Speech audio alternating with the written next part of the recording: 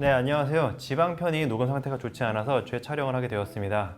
비만 편에서 말미에 몸에 좋은 지방을 섭취된다고 말씀드렸었는데, 그럼 좋은 지방이 무엇이고 그 이유가 뭔지 설명해 드려야 되는데, 지방, 지질 이쪽이 굉장히 복잡합니다. 그냥 다 살찌는 지방이 아니더라고요. 그래서 사전 지식으로 지방이 무엇인지 알아보겠습니다. 지방도 탄수화물처럼 탄소, 수소, 산소로 구성되어 있는데, 탄수화물과 비교해서 산소에 대한 탄소의 비율이 훨씬 크기 때문에 1g당 9kcal, 탄수화물과 동일한 양으로 더 많은 에너지를 낼 수가 있습니다. 하지만 탄수화물 편에서 말씀드렸지만 그만큼 산소를 더 필요로 하기 때문에 빠르게 에너지로 사용될 수가 없죠. 중추신경계, 적혈구를 제외한 모든 세포의 에너지원이고, 거꾸로 말해서 중추신경계, 적혈구는 탄수화물만을 에너지로 사용합니다. 여러 종류의 지질로 구성되어 있고요. 지질은 우리 몸도 구성하고 에너지로도 쓰이고 지방 조직, 근육, 간에 저장되기도 합니다. 체온 유지, 장기 보호 기능을 하고 음식의 맛, 향미도 좋게 하죠. 단백질과 탄수화물보다 위장관 통과 시간이 길어서 포만감이 있습니다. 여기까지는 대부분 아시는 간단한 내용이었고요. 지질의 종류와 구성을 간단하게 보겠습니다. 단순 지질과 복합 지질, 유도 지질이 있는데, 단순 지질이 생체 지방의 90% 정도, 복합 지질이 10% 정도를 차지하죠. 복합 지질은 단순 지질에 이것저것 다른 성분이 더해진 겁니다. 단순 지질은 대부분이 중성지방이고요. 왁스가 약간 있습니다. 피하 조직에 저장된 지방은 90%가 중성지방이에요. 중성지방은 에스테르 결합이라고 해서 알코올인 글리세롤에 지방산 3개가 결합되어 있습니다.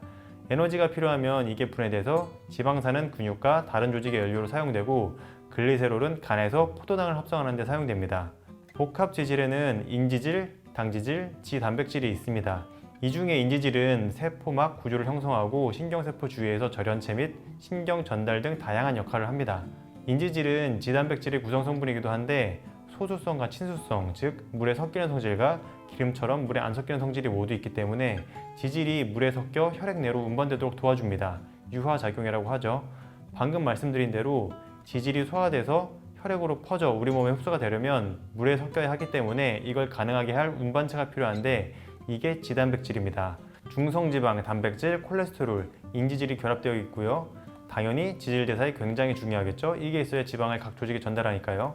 지단백질 종류에는 카이로마이크론, VLDL, LDL, HDL이 있습니다. 건강검진 하실 때 콜레스테롤 수치 관련해서 HDL, LDL을 많이 보셨죠?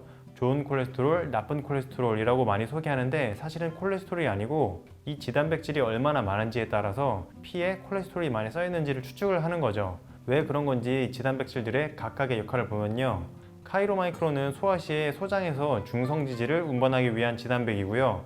비만 편에서 지방의 소화에 대해서 설명을 했었죠. 카이로마이크론이 돼서 지방을 혈액으로 내보낸다고요. 혈류를 돌며 전신 조직에 지지를 주며 크기가 작아지고 잔여체는 간장으로 되돌아가서 분해가 됩니다. 식후 14시간 정도 되면 거의 혈액에서 사라져요. VLDL은 간에서 생성된 콜레스테롤과 중성지질을 조직으로 이동시킵니다.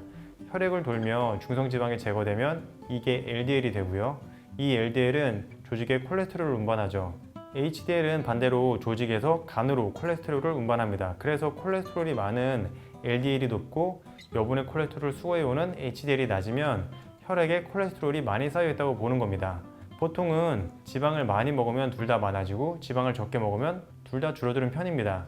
복합지질 마지막으로 유도지질에는 스테로이드가 있습니다. 그중 콜레스테롤은 모든 세포의 막을 구성하는 요소이고요. 자외선에 의해 비타민 D를 합성하는 전구체 역할을 합니다. 비타민 D가 면역력이나 뼈에 굉장히 중요하죠.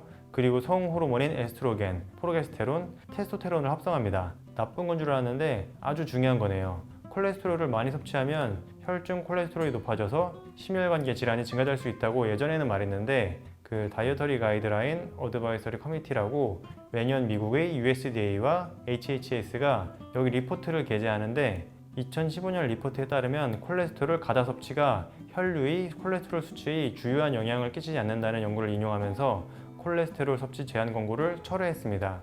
이번에는 지질이 좀 더 작은 구성 성분인 지방산을 보겠습니다. 중성지방이 글리세롤에 지방산 3개 결합되어 있다고 했죠? 이 지방산은 탄소 원자가 길게 연결된 구조인데, 이 탄소 사슬의 길이, 이중결합이 있는지 없는지, 그리고 이중결합의 위치에 따라 특성이 달라집니다.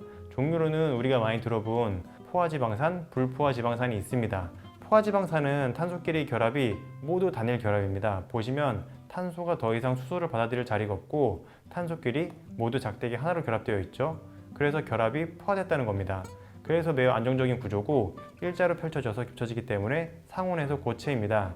소기름, 돼지기름, 버터, 코코넛 오일, 팜오일 다 상온에서 고체죠. 그래서 혈중에 고체로 있을 가능성이 높기 때문에 많이 먹으면 혈관에 쌓여서 동맥경화나 관상심장병에 걸린다고 보통 얘기를 하는데 체온이 몇 도인데 포화지방이 고체로 있냐? 그렇지 않다라는 얘기도 있습니다. 심혈관 질환은 탄수화물로 인해 생성된 중성지방 때문이다 라고 주장하는 사람들이 있다고 비만 편에서 말씀드렸는데 이 심혈관 질병 얘기는 육식 편에서 또 잘 다루고 있으니까 육식, 육류 편을 한번 봐주시고요. 그리고 포화지방은 체내에서 합성이 가능합니다. 반드시 외부에서 섭취할 필요가 없다는 거죠. 불포화지방산은 탄소결합이 중간에 하나 혹은 그 이상이 이중결합으로 되어 있기 때문에 중간에 구부러진 구조를 가지고 있습니다. 그래서 실온에서 액체로 존재하고요. 머리카락을 비유해서 말해보자면 포화지방산을 생머리, 불포화지방산을 곱슬머리라고 할 수 있습니다. 생머리카락끼리 뭉치면 잘 겹쳐져서 견고하게 뭉쳐지죠. 곱슬머리는 잘 겹쳐지지 않기 때문에 가지런히 뭉쳐지지가 않습니다. 그래서 상온에서 포화지방은 고체 상태, 불포화지방은 액체 상태가 된다는 거죠.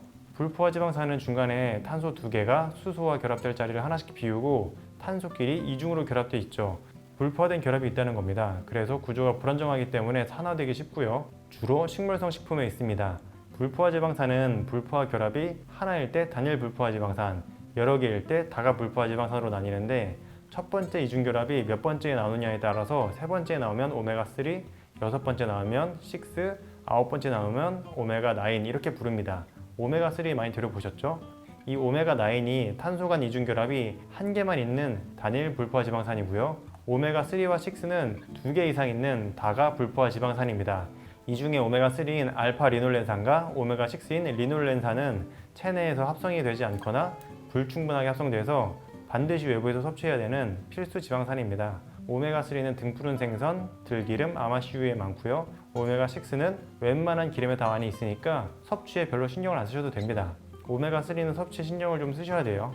왜냐하면 오메가3와 오메가6의 적정 섭취 비율이 1대4라고 하는데 오메가3를 더 먹는 건 괜찮은데 오메가6의 비율이 많아지면 몸에 염증이 생긴다고 합니다.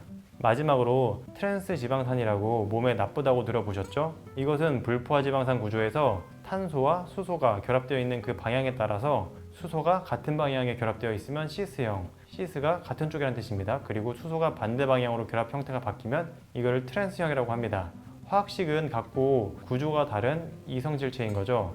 자연계에서는 대부분 시스형이고요. 시스형이 소위 위에서 박테리아에 의해 변형되어 트랜스지방이 되어서 유지방에 약간의 트랜스형이 존재한다고 합니다. 인위적으로 시스형 지방의 산화를 억제하고 수소를 첨가하면 트랜스형이 되는데 수소의 방향이 바뀌면 구부러진 지방산의 구조가 일자로 펴져서 실온에서는 액체 상태였던 불포화 지방이 고체 상태로 바뀌게 됩니다. 이렇게 되면 저장 기간이 늘어나고 제품으로는 마가린, 쇼트닝이 있는데 과자, 빵, 케이크에 많이 사용이 되죠.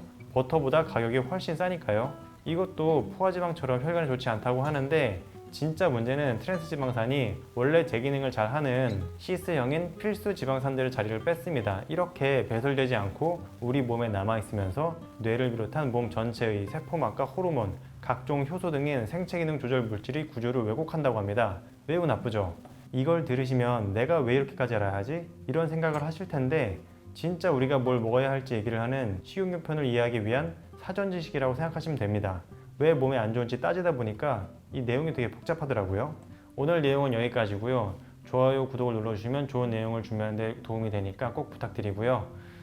댓글이나 메일로 의견을 주시면 관련 내용을 조사해서 다음 콘텐츠에 반응할 테니까 많은 의견 부탁드립니다. 모두 건강하세요.